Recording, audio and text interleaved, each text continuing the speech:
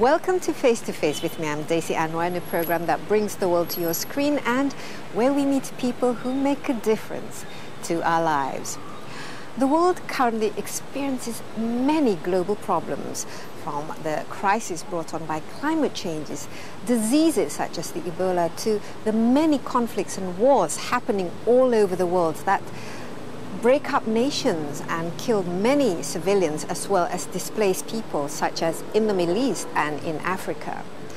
In this episode, I talked to UN Secretary General Ban Ki-moon on the challenges that this international body faces in tackling these global problems and how Indonesia as a country could play a greater role in helping find solutions for some of these problems. So watch Face to Face with Ban Ki-moon.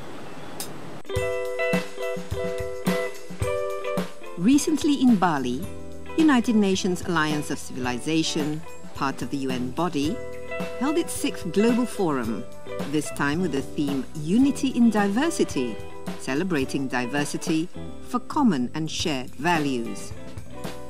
In these times of conflicts and global problems, it is hoped that Indonesia's motto could inspire this international forum to commit to creating more unity in the world.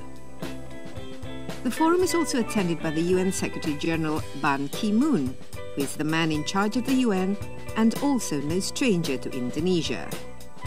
I'm curious to know how and in what ways Indonesia could contribute to a global forum such as the UNAOC. Mr. Secretary General, it's great to have you here in Bali, in Indonesia. Of course, you're no stranger to Indonesia. Now, this time the Global Forum is hosted by Indonesia, and we will have a new government soon. What can Indonesia bring to the summit in terms of, the presence of Indonesia as a democracy? Indonesia is a country comprising of 250 million people, one of the largest democracies, and comprising more than 1,000 ethnic groups. Indonesia has been demonstrating and showing leadership under the President Widodo, the great sense of moderation, flexibility, reconciliation, and mutual respect among and between faith and belief and religions. Therefore, when the world is troubled by so many crises in Iraq and Syria, and Central African Republic, South Sudan, and Ukraine, where radicalism, extremism, and terrorism have been rampant, killing many people, abusing human rights and human dignity, it's very important that the international community should be united and show a strong sense of solidarity for humanity. Humanity, that means we need to really respect the human rights, human dignity, and respect the different kinds of belief and faith and tradition. This is exact principle and purpose of Alliance of Civilization. Mm-hmm. And the philosophy and motto of Indonesia is unity in diversity. Yes, unity in diversity. You can find really such a greater level of diversity, but at the same time greater level of unity. You have more than 150 million Muslims practicing Muslim Islam, and at the same time you have more than 1,000 ethnic groups living harmoniously together, respecting each other. This is a good example. UN Alliance of Civilization, or UNAOC, is an initiative proposed by the Prime Minister of Spain and was co-sponsored by the Turkish Prime Minister in 2005 as a response following terror attacks in these countries, as well as the 9/11 terrorist attacks on the World Trade Center in New York City in 2001. The initiative hopes to take action against extremism through the forging of international, intercultural and inter-religious dialogue and cooperation. The alliance places a particular emphasis on diffusing tensions between the Western and Islamic worlds.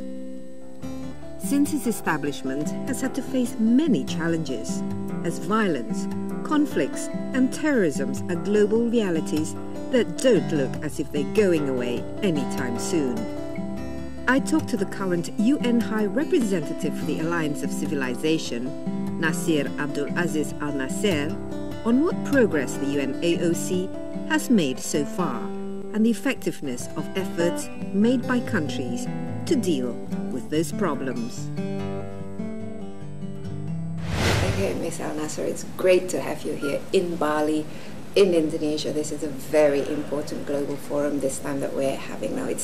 The theme this time is unity in diversity, and we're talking about common and shared values. I mean, how relevant is it now to have this kind of theme, and the fact that it is happening in Indonesia, where unity in diversity is our motto?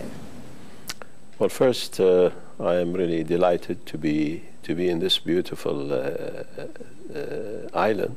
And when Indonesia offered to host this conference, I was very pleased, because Indonesia is a great example as a moderate country.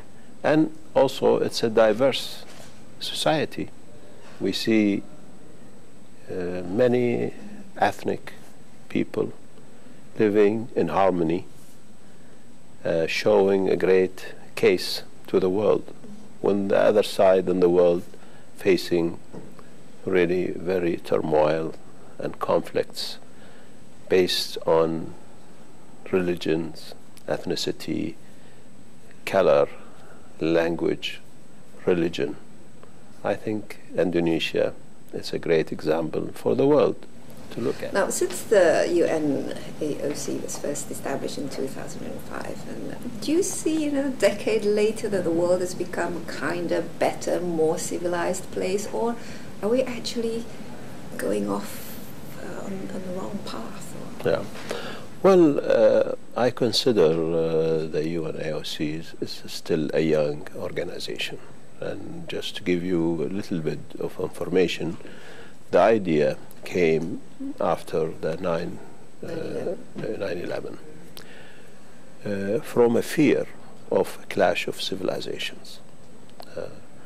So the initiative was to focus on how we can avoid conflicts, how we can reduce hatred, how can we raise respect for others, and try to promote great dialogue. What's missing sometime when there is a problem is a great dialogue, and to promote culture of peace.